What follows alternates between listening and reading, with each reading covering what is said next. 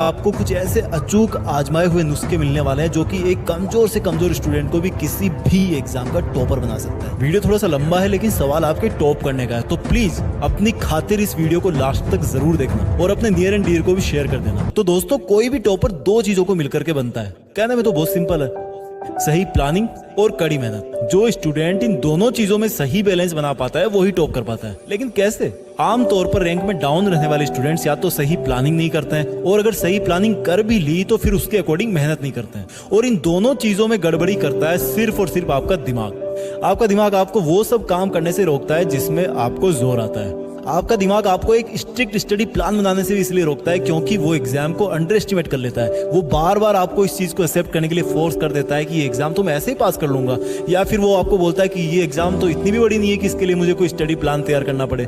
इसलिए आप बिना किसी स्टडी प्लान के, बिना सिलेबस को ध्यान से देखे ऐसे ही कोई सी भी बुक उठा करके पढ़ने लग जाते हो। इस तरह से अगर आप बिना प्लानिंग करे दिन में 20 घंटे भी पढ़ लोगे ना, तो हो सकता है कि आप पास ही ना हो।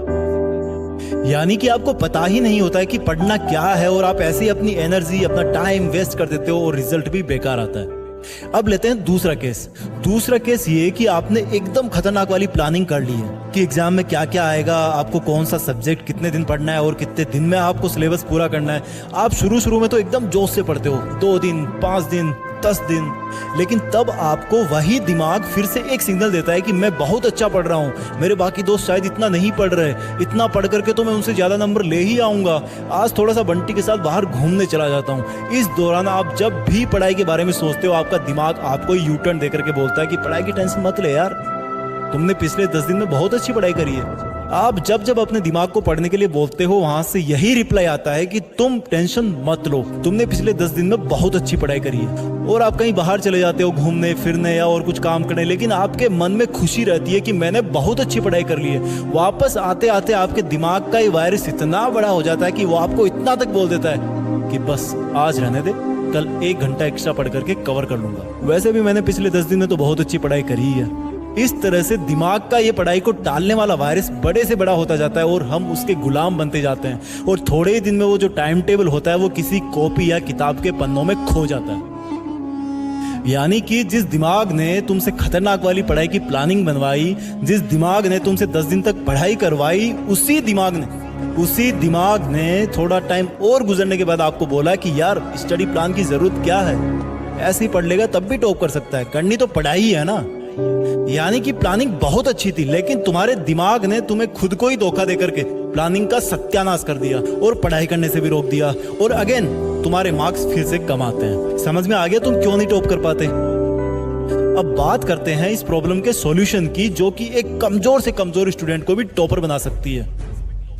सबसे पहला स्टेप तो यही आता है कि आपको सिलेबस को बचे हुए टाइम के अकॉर्डिंग सही तरीके से प्लानिंग करनी है, जो एग्जाम टू एग्जाम वेरी करती है। इसके लिए आप अपने सब्जेक्ट के टीचर या फिर किसी गाइड की मदद ले सकते हो, क्योंकि आप कौन सी एग्जाम की तैयारी कर रहे हो, उसमें कितना सिलेबस कितने दिन में आपको कवर करना है, इसको बिना जाने मेरा आपको टाइम टेबल बना करके देना उचित नहीं होगा। बस प्लान बनाते टाइम इतना याद रखना कि अगर एक बार प्लान बन गया ना, तो उसके बाद में आपको आगे आने वाले दिनों में सिर्फ उसी के अकॉर्डिंग पढ़ाई करनी होगी। इसलिए सोच समझकर एक चालाक और समझदार प्लान बनाना होगा।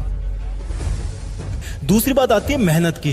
तो एक लाइन में अगर मैं कहूं तो बात यह है कि आपको लास्ट मिनट तक पढ़ाई का जुनून नहीं छोड़ना है। स्टडी प्लान से लेकर के एग्जाम के लास्ट दिन तक, लास्ट मिनट तक आपको मेहनत करनी है, मेहनत करते रहना है। लेकिन इसका मतलब ये नहीं है कि आप 24 घंटे ही पढ़ते जाएं। देखो, जब भी कोई खिलाड़ी अपने आप को एक लंबी मैराथन दौड़ के लिए तैयार करता है, तो इसका मतलब ये नहीं है कि वो 24 घंटे तक दौड़ता ही रहता है, रेगुलर ब्रेक्स भी लेना जरूरी है। अब देखो, 24 घंटे के दौरान हर स्टूडेंट के दिमाग का एक्टिव रहने का टाइम पीरियड भी अलग अलग होता है। किसी का सुबह काम करता है, किसी का रात को, वो आपको अपने हिसाब से तय करना है।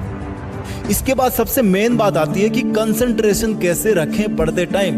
दोस्तों, जब आप पढ़ाई करते हो तब आपके दिमाग को एक जगह पर कस करके पकड़ना बहुत मुश्किल होता है, और दिमाग को दूर भगाने का काम करते हैं आपके आसपास के डिस्ट्रैक्शंस, यानी कि आपको डिस्टर्ब करने वाली चीजें। जहां पर आप बैठ करके पढ़ते हो वहां पर ऐसी कोई चीज नहीं होनी चाहिए जिसको देख करके आपका मन पढ़ाई से हट जाए, और इसमें सबसे मेन रोल निभाता है आपका स्मार्टफोन। इसको तो दूर ही रखना पढ़ाई करते टाइम। मोबाइल की लत से कैसे छुटकारा पाना, इसका वीडियो में फिर कभी आपको बना दूंगा मेरे जीत फिक्स चैनल पर, तो आप इसके लिए सब्सक्राइब कर लेना। इसके बाद डिस्ट्रैक्शन की और वजह है आपकी स्टडी टेबल पर या आसपास में कोई फालतू आउट ऑफ सिलेबस कोई किताब पढ़ी हो या फिर कोई पुराने न्यूज़पेपर वगैरह पढ़े हो, वो सब भी आपके लिए डिस्ट्रैक्शन का काम करते हैं। जितनी फालतू की चीजें हटा सको अपने स्टडी स्पेस से, उनको हटा देना। उसके बाद में बात आती है पढ़ाई और रिवीजन कैसे करें। देखो, इसका एक तरीका मैं आपको बता देता हूं, आप अपने हिसाब से निकाल सकते हो। आपको 2 हाइलाइटर या फिर मार्कर इस्तेमाल करने हैं, दोनों अलग अलग कलर के होने चाहिए। एक हाइलाइटर से उन पेज को या उन लाइंस को आप मार्क करो जिनको आप हार्ड समझते हो। दूसरे मार्कर से आप उन पेजेस को या लाइंस को मार्क करो जो एग्जाम के पॉइंट ऑफ व्यू से इंपॉर्टेंट है। इसके लिए आप पुराने एग्जाम पेपर्स की मदद भी ले सकते हो। इस तरह से अलग अलग कलर के पेन से बुक में मार्किंग करने पर आपको रिवीजन और एग्जाम के लास्ट मोमेंट में ये पता चल जाएगा कि आपको क्या नहीं आता और क्या इंपॉर्टेंट है। इससे आपका बहुत सारा कीमती टाइम बचेगा। इसके बाद में लास्ट चीज आती है जिसको हम कभी भी ध्यान नहीं देते, और वो इन सब से भी ऊपर है, वो आपकी हेल्दी डाइट और एक्सरसाइज, जो आपको टॉपर बनाने तक और उसके भी बाद में आपका साथ निभाती है। देखो, खाने पीने का सिंपल सा फंडा है यार कि घर का खाना ना सबसे बेस्ट होता है, और वर्कआउट में लाइट एक्सरसाइज या फिर योगा स्टूडेंट के लिए बेस्ट होता है। तो दोस्तों, इस वीडियो में इतना ही काफी